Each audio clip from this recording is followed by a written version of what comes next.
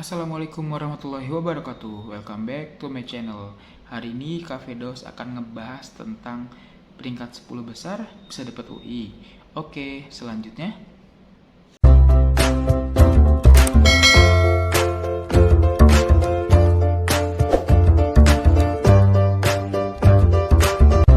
Buat kalian yang lagi ngincer banget UI, Kak Firdaus akan memberikan sedikit tips buat kalian terkait Kak, aku peringkat 10 besar nih, bisa dapat UI nggak ya? Oke.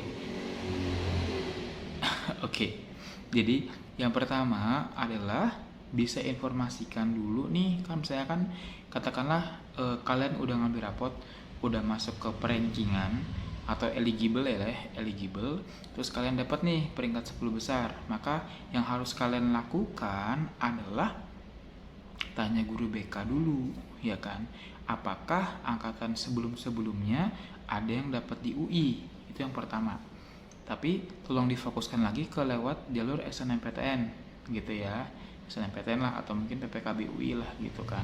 Nah, terus kalau misalnya kata guru BK itu, oh ada nih, katakanlah 10, maka kemungkinan besar akan diambil 10 siswa terbaik eligible. Tapi kalau misalnya dari sekolah bilang ini ibu ada datanya nih, misalkan ibu ada datanya, ibu atau bapak ya, ada datanya, katakanlah 2018 dapatnya 6, 2019 dapatnya 7, 2020 kemarin misalnya 2020 ya kan, 2020 misalnya dapatnya 15, terus angkatan kemarin misalnya katakanlah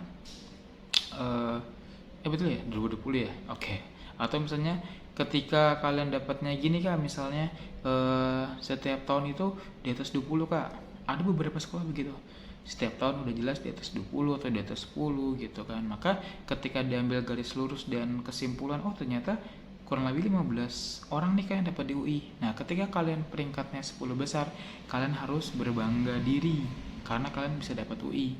Tapi ketika kalian adalah anak IPA, maka ya IPS. Kemungkinan kalau 15 bisa 10 IPS, bisa 5 IPS atau kebalikannya. Kayak gitu kan, atau juga bisa lebih lagi. Nah, maka dari itu informasikan ke ke guru BK apakah yang bersangkutan anak-anak UI itu yang dari sekolah kalian itu dia aktif atau bagaimana, atau kalau bisanya bila perlu nih kalian minta kontaknya, terus bilang ke kakak kelas, kak aku interest banget nih di UI, kayak gitu kan, minta bantuan doanya atau supportnya atau apalah, terus nanya kakak aktif apa. Kalau misalnya mau sampai detail banget, kak minta ini dong kak, mau info misalnya, minta bantuannya, mau info terkait sama berapa sih PK-nya. Nanti kan ketika kamu lihat, oh kakak ini pintar nih, semoga aja ini akan jadi kebaikan buat kalian, dalam artian bisa nambah kuota kalian dapat di UI. Itu yang pertama.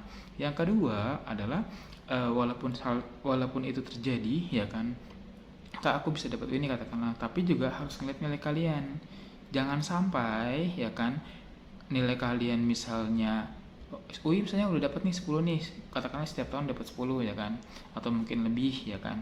Nah terus nilai kalian nggak masuk ke jurusan, katakanlah gini, misalnya nih ya, nilai kalian misalnya masuknya misalnya di administrasi publik atau mungkin niaga ya kan. Nah ketika misalnya nilai kalian itu ke situ ya kan, harusnya terus kalian ngincernya ke manajemen atau mungkin ke akuntansi misalnya. Nah itu kan agak riskan gitu kan, jadi harus dipahami betul. Atau mungkin ketika nilai kalian cuma masuknya ke jurusan yang yang tidak begitu berat, atau mungkin ya kan katakanlah kak ini harusnya masuknya ke psikologi nih kak ya kan, ternyata kamu mau ngepus lagi ngambilnya kriminologi ya kan, setahu kakak tuh hanya ada di UI aja, itu pasti akan riskan banget gitu, karena pasti UI juga akan ngambil siswa-siswa terbaik gitu. Jadi tadi yang pertama. Yang kedua adalah ketika dapat info seperti itu, yang kedua adalah lihat dulu nih apakah masuk top 1000 apa enggak. Ini penting banget buat kalian yang belum tahu, bisa lihat di ltmpt.ac.id, nanti masukin langsung aja ke top 1000. Setahu kakak banyak banget sekolah yang peringkatnya tuh naik banget, dan ini akan jadi keuntungan buat kalian. Congratulations ya. Oke, terus kalau itu udah gimana kak? Satu udah, yang kedua juga udah. Yang ketiga adalah ketika misalnya kalian dapat ngincar ke situ gimana, harus siap mental, khawatirnya nggak lolos kan kita kan nggak pernah tahu ya kan. Data statistik itu kan juga bisa berpengaruh juga dong, karena yang kalian fokuskan adalah kampus UI ya kan, kampus UI, bukan kampus yang bukan kampus lainnya gitu lah ya. Jadi hati-hati banget jangan sampai ini terjadi sama kalian. Tapi kalau misalnya kalian, kak, oke kak, aku peringkat 10 besar nih, kata guru BK, yang UI banyak nih, ada 10 ya, semoga aja sih rezeki aku lagi ya kan.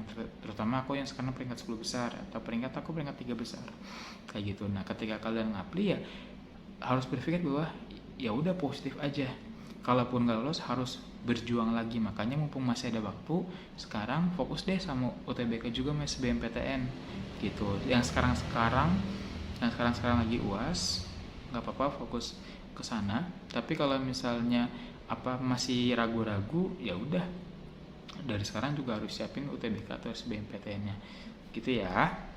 Jadi tadi yang udah Kak Firdaus bahas, buat kalian yang baru gabung lihat video ini, silakan subscribe, like, dan komen. Semoga ini bermanfaat buat kalian dan juga bisa jadi kebaikan buat kalian juga ataupun orang lain. Oke, gitu ya. Tapi kalau misalnya buat kalian yang udah mulai kepo-kepo, terus juga lihat ada kak itu ada presentasi kak setiap SNMPTN atau SBMPTN itu gimana ya, buat kalian yang penasaran ya gimana ya buat penasaran ya udah, insya Allah kakak sih nggak janji ya, insya Allah akan Kak Firdaus bahas buat orang spesial, asik. Jadi buat kalian yang beruntung nanti akan kakak kasih challenge-nya ya kan. Insya Allah akan kakak informasikan terkait bisa dipilih PTN 1 apa 2 gitu kan. Di saat PTN itu boleh milih 2, mungkin akan kakak informasikan mungkin sampai 4. Oke, dari Kak Firdaus segitu aja ya kan. Semoga apa yang kalian inginkan bisa tercapai. Kakak akhiri, wassalamualaikum warahmatullahi wabarakatuh. Semangat pejuang jaket kuning.